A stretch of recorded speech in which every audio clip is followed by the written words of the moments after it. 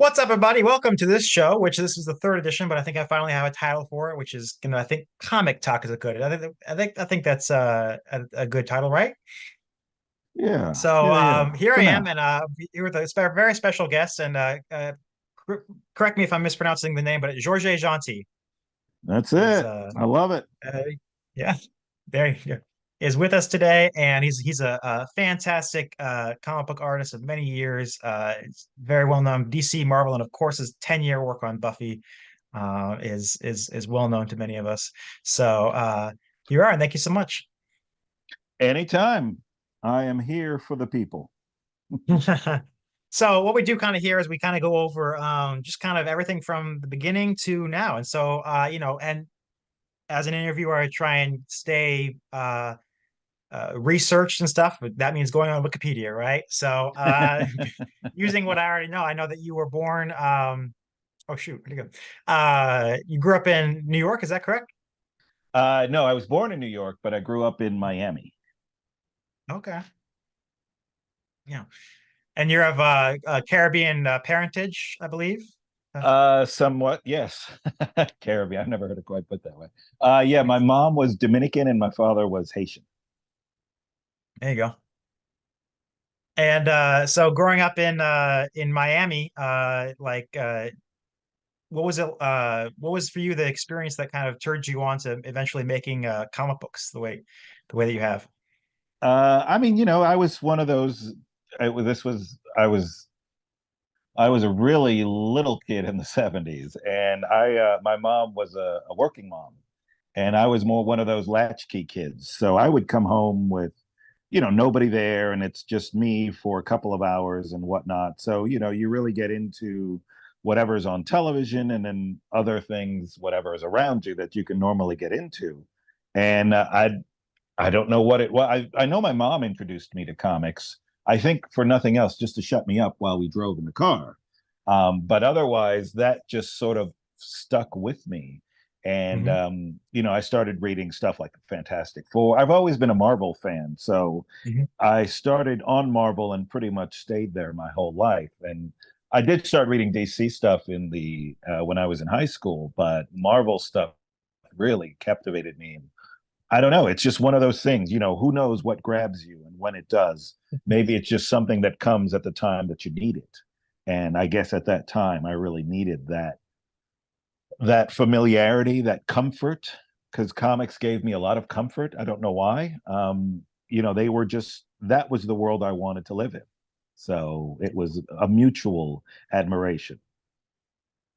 Well, it's interesting. Talk about how you fell in love with comics, and we all have that sort of story. But there's many comic books fans out there, but not all of us can draw.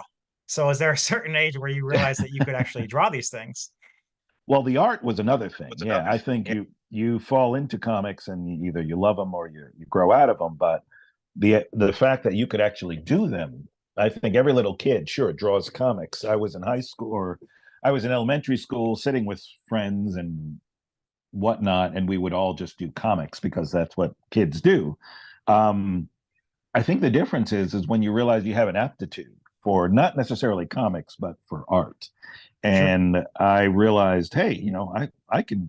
As you start to realize you can draw, and if not you, the people around you start to say, hey, you're actually pretty good. Hey, you look like you know what you're doing, or hey, can you draw this for me?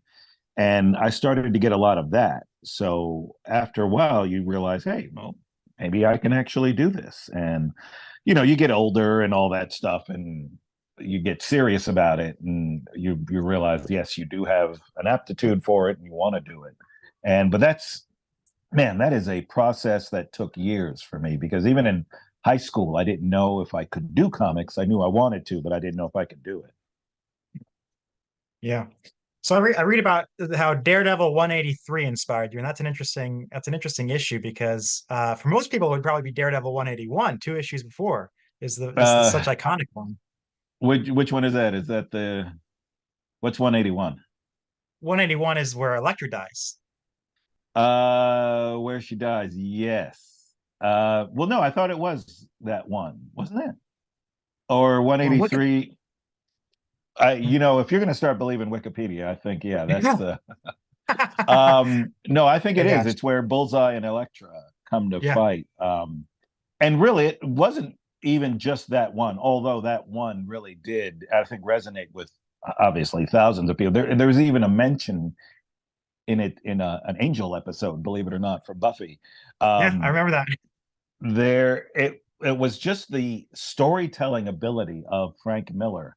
And notice I say storytelling ability and not artwork, because I think storytelling and artwork are very much two different things.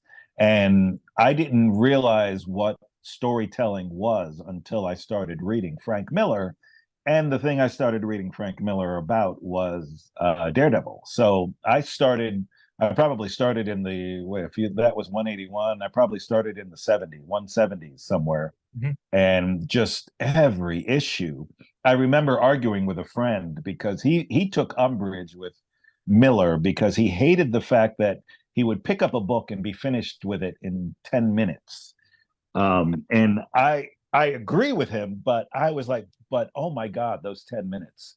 You are captivated for that whole time. And yes, I wish it was longer. Like, say, reading an issue of The Watchmen, you have to put aside like a half an hour or so. But otherwise, I was just captivated by the storytelling that Frank Miller Mhm. was doing. And that's what really got me. His artwork, too. I really enjoyed his artwork, but it was the storytelling that got me there. So, yes, in answer to your question, it was that particular issue among all the other issues he did. Mhm. Awesome.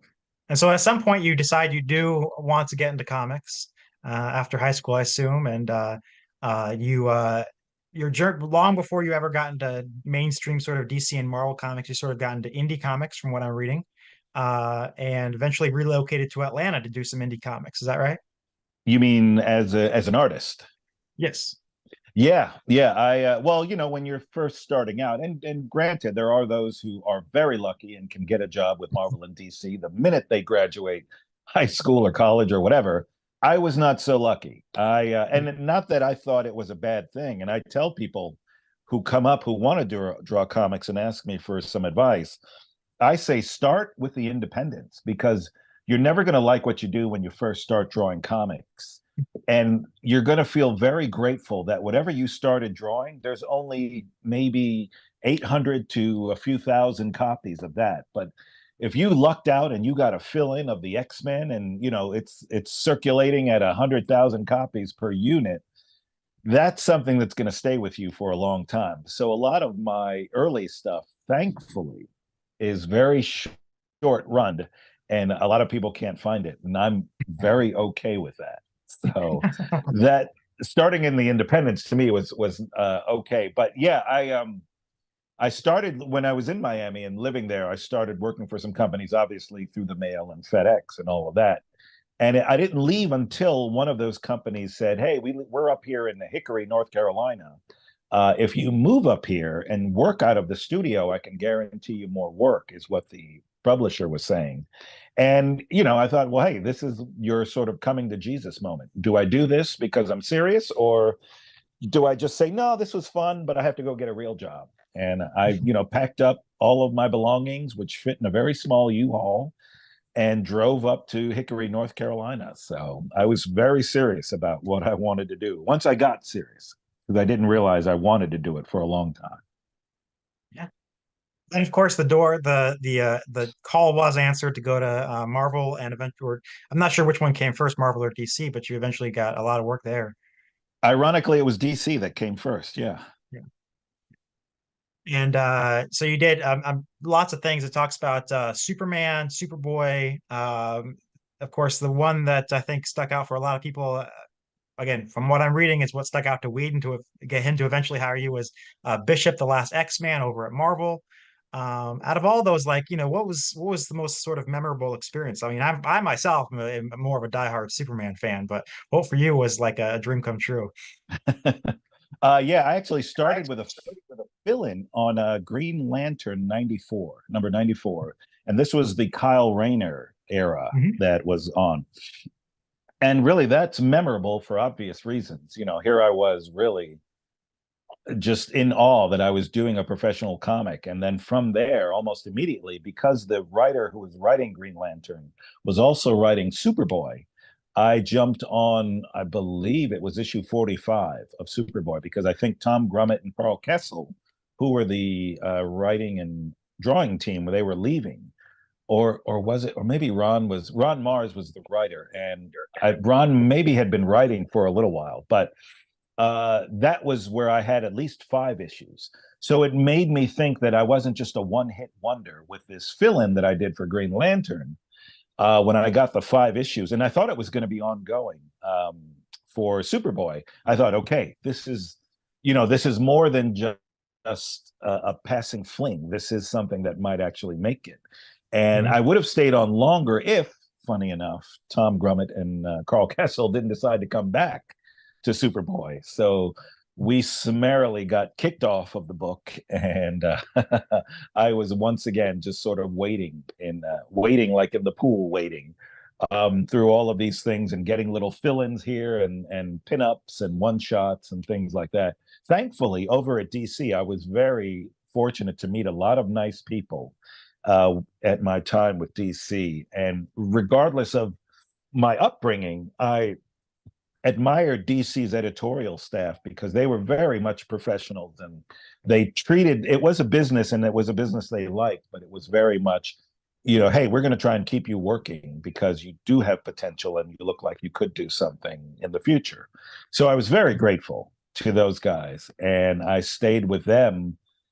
If I started in 90, I think it was 97, 96, 97 that I got that Green Lantern. And I worked for DC off and on for like 7 years until I Mhm. got that Bishop, the last X-Man over at Marvel in 1999. Mhm. Yeah, that had to be a tremendous thing because Marvel being, what you grew up with and everything like that. But Oh yeah, I was in awe. I could not speak. who I don't think I have it written down. Who was writing the Bishop book at that time? Oh, that was God. You would have to ask me that question, wouldn't you? I can see his name, and it's been years since I've had to say it. He was right. He was more of a prose writer. He wasn't necessarily as much a comic writer. Now, he's still writing today. God, I'd have to look that up. And sadly, I don't have an issue just laying around here. That was Yeah. over 20 years ago. Oh, Well, get it back to me on that, says, and hold I on, will. hold on. It's the internet to the rescue. Oh, hey, Uh, if only somebody had a computer. Hold on. No, Joe Ilyich? No, oh, it's gonna Joseph kill me. Harris. Joe Joe Harris. Harris. There you go. The great Joe Yeah. Harris. Yes. He started writing that, and the thing that was good and bad with that series, because at that time everything was X-Men. If you had the Mhm. X-Men, you were selling Yeah. tons of issues, and everything was connected. So if you bought this issue, you had to buy that issue, you had to buy that other issue, and it was all spider webbed together at some point. Yeah. The thing that Marvel did with Bishop was to take it out of continuity, and they said, "Hey, this is going to be its own story." And Joe is, or we were all okay with that, saying, "Hey, this is great. We can follow our own path," which helped and hurt us because now Mhm. that we weren't connected to every other book, um, people were like, well, now I don't have to read this comic because it's not connected to the X-Men or the Uncanny X-Men or the, under Mhm. X-Men or anything like that. So I think it hurt us in the long run that people lost us in the Mm. deluge of X-Men books X-Men, because yeah. there were so many books coming out. It was hard to really look at a title of a character that never had his own book. He wasn't a Wolverine, he wasn't Storm, he wasn't any of these other recognizable characters from days Mhm. of yore. This was a pretty recent character at that point. And while popular, he was still very much an underground Mhm. character for the X-Men universe. Mhm. So I have to say, we trudged along for 16, 18 issues, I think. And I think the great thing that Joe was trying to do, he was trying to do his own version. He told me once he was trying to do his own version of Lord of the Rings.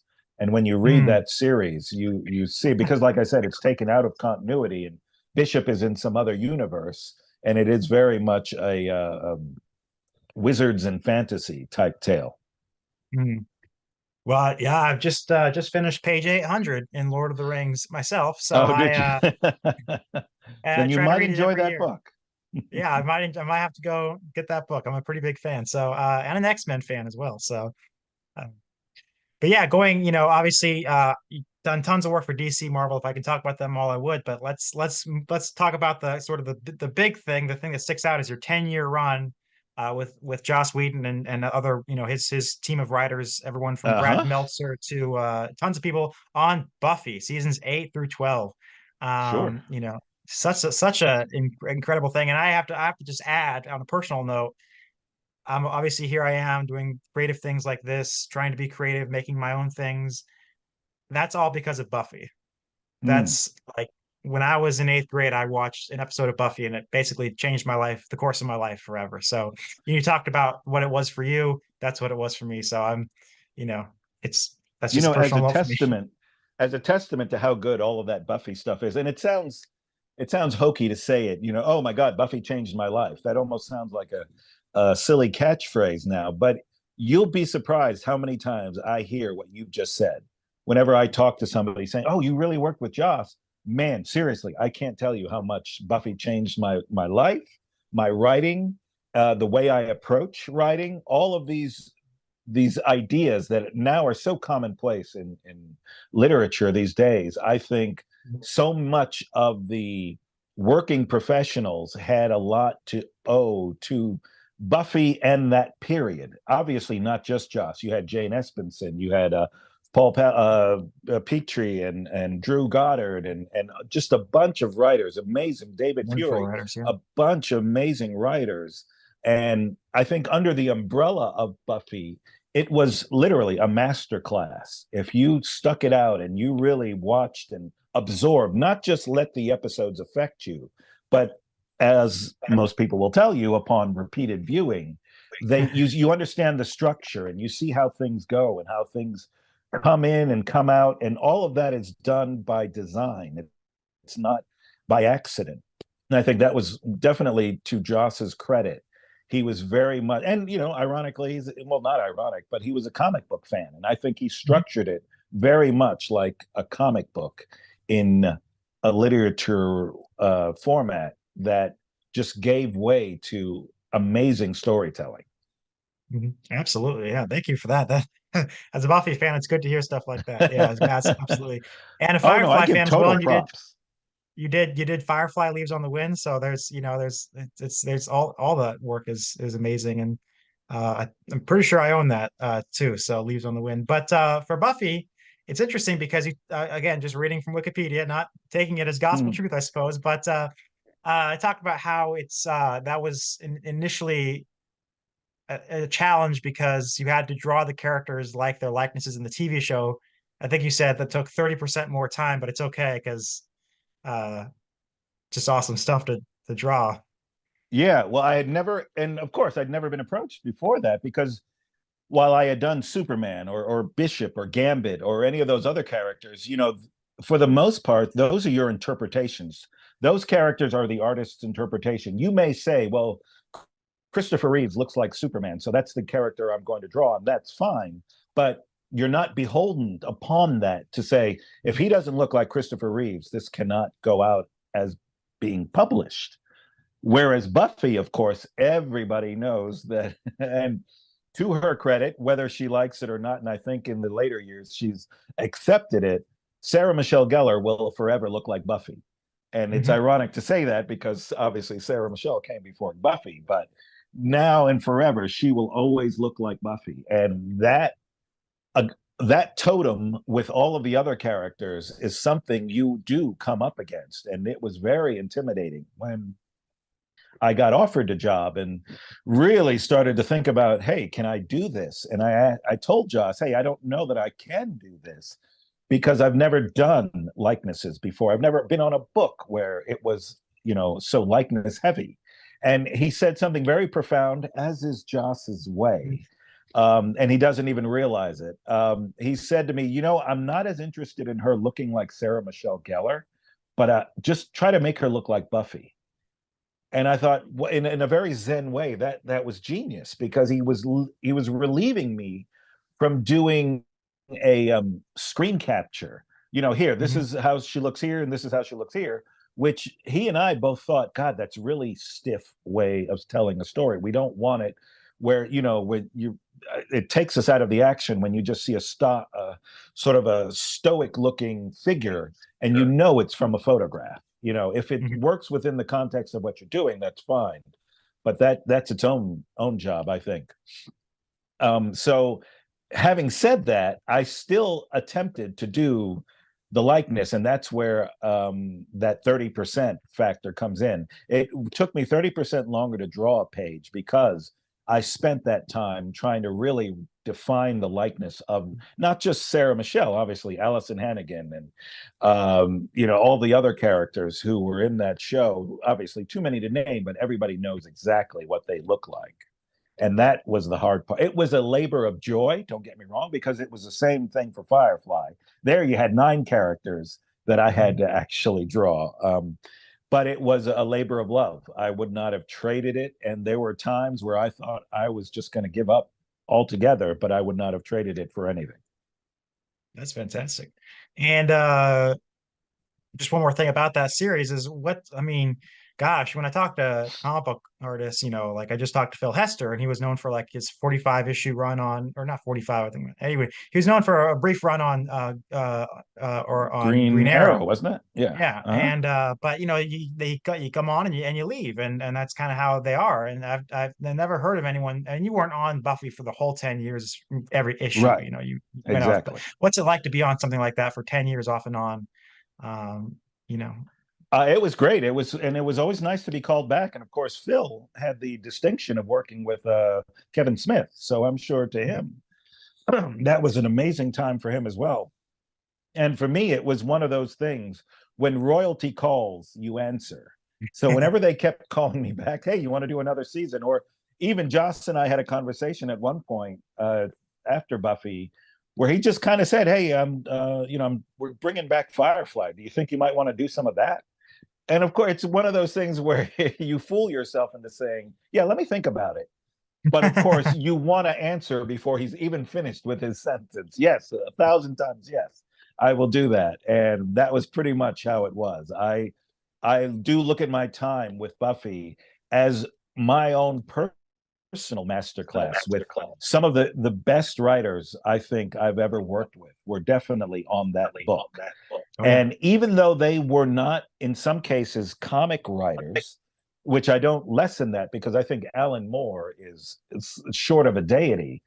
Even though they weren't necessarily comic writers, they understood that, or they quickly understood, or were told, this medium is like your medium. This medium is storytelling. Just tell a story. We'll figure out how many panels, we'll figure out how many pages, we'll figure all that other stuff out that is indigenous to comics. But essentially, this is storytelling. So go tell a story.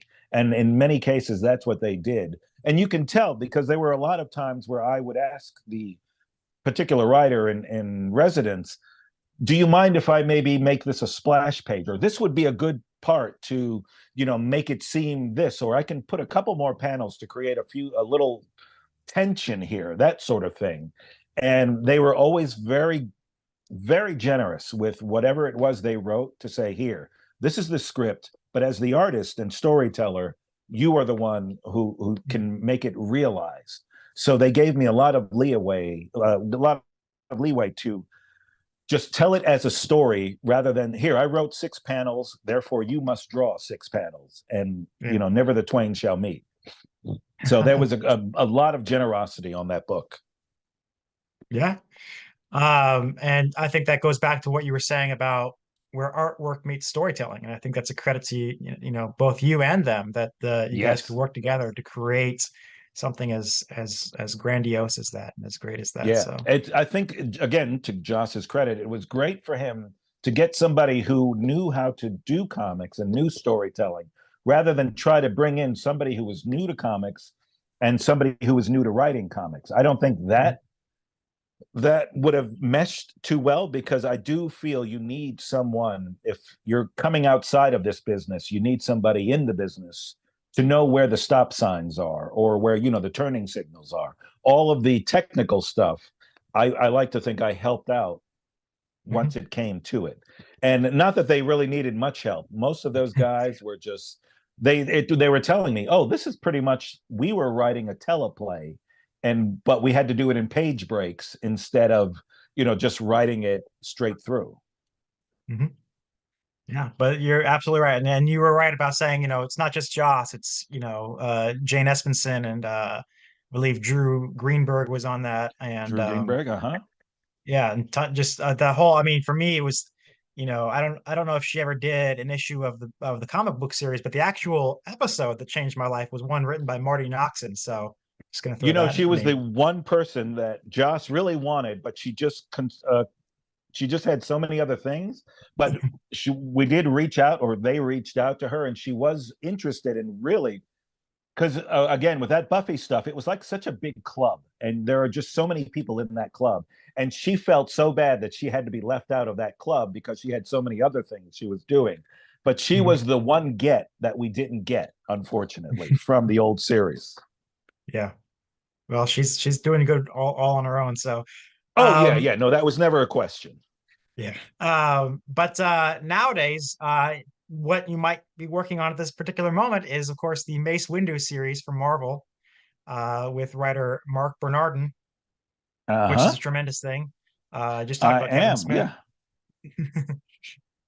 So, but yeah, Mace Windu, that's obviously an incredible thing. It's one of the most popular characters to come out of the prequel trilogy. How did that come about in terms of, I mean, was it Mark's idea to do a Mace Windu series, and did he come to you directly and all that? I wish it were that formal. No. I around COVID and everything got locked down, once things started to open up, I was lucky enough to get a fill-in on Star Wars: The High Republic. Mhm. And from there, the editors and the editors are of Star Wars are pretty much the editors of all of the Star Wars books. And from Mhm. there, they were like, "Well, hey, we've got another book. Would you like to fill in that?" Sure, of course. And I believe somebody dropped out of the Mandalorian, and they approached me and said, "Hey, would you like to do the Mandalorian?" And again, sure, of course. It's one of those things you don't say no to Star Wars. Is the Yeah. edict I keep telling people. And I just never said no. Whatever they were throwing at me, Star Wars, I was taking it. So after 2 seasons of Mandalorian, there was a bit of a wait, and the editors were like, "Well, hey, we don't know where season 3 of Mandalorian is going to drop exactly. So, in the meantime, what would you be interested in a Mace Windu series?" And I was, of course, I'm going. Of course, I would be. And from there, which I've just finished, and in their infinite wisdom, they were like, "Okay, well, we've got an Ahsoka series coming up. Is that something you'd be interested in?" It's like I started to hear this song once before and going, "Yeah, okay, sure. I think I can just sort of rubber stamp a yes to whatever it is you're asking me." It's Star Wars, yeah. Hmm. So is that I take it that was gonna be my next question, is kind of what's next, but is that after Mace is Ahsoka and everything? And That's it. Yeah, I start it next month. I think it comes out in the summer sometime. It'll be every other issue because they do want it to come out a little sooner. And with these books, such as the Mandalorian, they're oversized, not oversized in terms of size, but the average book these days is 20 pages. These books are 30 pages. So I'm basically doing a book and a half in the Mhm. same time I would be doing a regular book. Mhm. So that really requires a lot of work, and they're getting 2 artists, myself and someone else, to Okay. do the Ahsoka chores. Okay. Well, that brings us up to the present day, and I'm always, I never really know how to end these things, and but something occurred to me that it would be a great thing to ask is, well, what's something that you've never done that would be a dream that would still be a dream come true? What mountain haven't you climbed yet that would you'd like to, see come true Well, someday?